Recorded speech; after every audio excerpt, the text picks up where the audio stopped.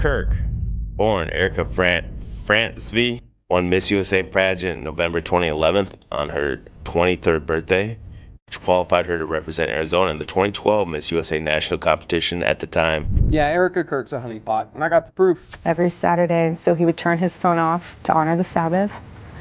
He would come in, open the junk drawer. Everyone has a junk drawer. Open the junk drawer, said Shabbat Shalom, Shabbat Shalom. You saw that the girl in the ponytail matches the description of Erika Kirk. What percentage would you put that at? Those are really rare eyes. That's 95 to 99%. A military whistleblower just confirmed with 99% certainty that Erika Kirk is a military plant and has ties to secret military operations. And get this, one of those operations also involved high-ranking members of Charlie's organization, TPUSA. This immediately makes people wonder if Charlie's assassination really was a planned operation, like Candace has been trying to tell us for months. And now that someone who worked inside the system is giving his sworn testimony that Erika is a certified agent, those rumors of her being a honeypot seem less outrageous. So now everyone's wondering if Erika really is a plant. Who has she been working for this whole time? And they begin what becomes a 7-hour interrogation. Okay, they think he's a spy. How did you rumble this meeting? How did you know this meeting was taking place? He's being asked a bunch of questions. They're putting pressure on him. Before we even get into the honeypot allegations, the real inciting moment here is how this information surfaced at all. Because this didn't start with a viral clip or a Reddit theory. It started with a private message from someone claiming he had firsthand exposure to something tied directly to Charlie's death. According to Candace, this whistleblower reached out quietly with a warning. What he saw would completely change how people understood Erika Kirk's role, and why certain things around Charlie's assassination never added up. And that alone raised red flags, because this wasn't a man asking for attention. He went straight to one person who had already been questioning the official narrative. Now, Candace didn't just run with it, she vetted him, his background service history, even his story. And once she realized he wasn't bluffing, she made a decision that she knew could cost her financially and professionally. She gave him a platform anyway, and when he finally spoke, it immediately reframed everything. The whistleblower explained that he had gone to Fort Huachuca to deal with unresolved military service issues dating back decades. The moment he arrived, he noticed something was off. Everyone was tense, and it felt like conversation stopped when he passed. That's when he realized a high-level meeting was taking place. There were high-ranking military officials, congressmen, and important stakeholders. He was joined, and joined by a female that you can definitely tell when, how do you put it, when people are well off and they're dressing down. She was definitely dressing down, and it was very well kept. The one thing I noticed about the woman that really stuck out to me was her eyes. Now, high-level meetings on military bases aren't rare, but what caught his attention wasn't the meeting itself, it was who was attending. There were faces he didn't recognize at the time, but ones that would later become impossible to ignore once Charlie was dead, and the aftermath started unfolding. And here's the part that matters. He said he didn't understand the significance of what he was seeing until after the assassination. Now here's where things start feeling uncomfortable. As you guys probably know, Candace Owens has been saying for months that we're not being told the truth about Charlie's death, and when the whistleblower finally said who he saw at that meeting, those suspicions suddenly had a face. According to him, one of the people present was Erika Kirk, not someone who looked like her, not someone similar. He said with 95 to 99% certainty that it was her, and that detail instantly changed the weight of everything. If you had to put it at a percentage that you saw that the girl in the ponytail matches the description of Erika Kirk, what percentage would you put that at? Those are really rare eyes. That's 95 to 99%.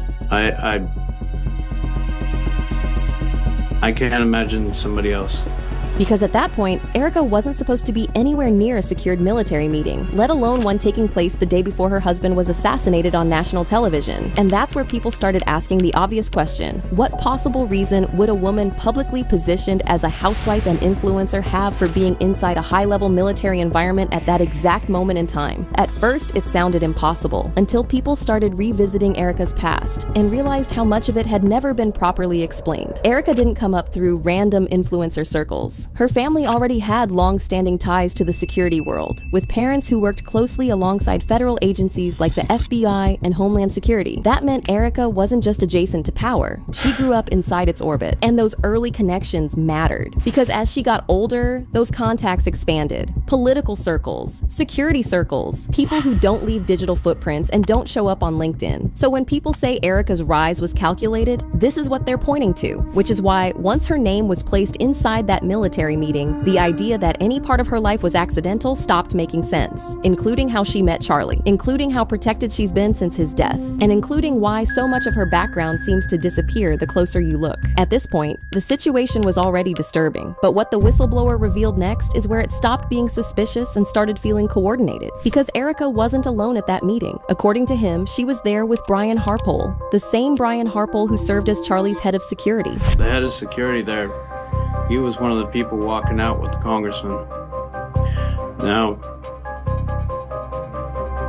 how would I know that? I just have a gift for recognizing people. As you guys probably remember, Harpole was one of the first people to go public after the assassination, and instead of accepting any responsibility, he immediately pointed the finger outward, blaming Utah Valley Police for what he called major security failures. But here's where that explanation falls apart. Charlie didn't hand his safety to strangers. He built TPUSA on loyalty and trust. The people closest to him weren't random hires. They were vetted, tested, and personally trusted. So the idea that his head of security would knowingly walk into an event with unresolved threats, shrug, and hope for the best doesn't hold up. If police ignored warnings, there were still options. Delay the event, reroute the venue, pull Charlie off the stage, at the very least alert him directly and let him make the call himself. None of that happened. Instead, Charlie walked into an environment that Harpole later admitted was compromised, and somehow the responsibility ended there. And that's why the whistleblower's claim matters so much. Because if Harpole was sitting in a high-level military meeting with Erika the day before the assassination, then his post-event outrage starts looking less like accountability and more like damage control, which raises many questions. What was actually discussed in that room? Why was Charlie's head of security there at all? And most importantly, if Erika was in that room too, what part was she playing while her husband was being walked toward his final speech? Once the whistleblower went public, people noticed details about Erika that didn't make sense the first time. One of those details centered on how Erika knew Charlie was dead. Erika herself said in an interview with the New York Times that Charlie's chief of staff, Mikey McCoy, called her just minutes after the shooting, and that's how she learned her husband had died. But here's the problem with that timeline. At that point, authorities hadn't confirmed who was shot, and Charlie wasn't pronounced dead until much later, after arriving at the hospital. So the idea that she knew he was dead for sure within minutes raised serious questions. And once people noticed that, they started looking at what else around Erika didn't line up. That's when attention shifted to her background, or more accurately, the lack of it. For someone who's been public-facing for over a decade, there's little verified information about her family. After her mother, the trail goes cold. Her father exists mostly as a name, with no confirmed photos, no consistent records, and no digital footprint that matches someone connected to high-level security work. And that absence is what made people uneasy, because it looked like entire sections of Erika's past were scrubbed. Add that to a whistleblower placing her inside a military meeting and everything else that followed, it stops feeling random. The question suddenly became darker, not just what she knew, but who was protecting her once Charlie was gone. But this is where the whistleblower said everything finally snapped into focus, because his biggest takeaway didn't come from what he saw inside the meeting. It came from how the military reacted to him being anywhere near it. According to him, the tone shifted the moment personnel realized he was in the area. He said he was held and interrogated for hours,